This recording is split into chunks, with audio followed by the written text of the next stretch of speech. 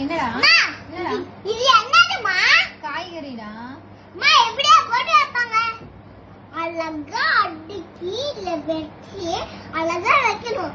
அதுக்கு என்னமா நானே எதுவும் சொல்லி கொடுக்கணும்?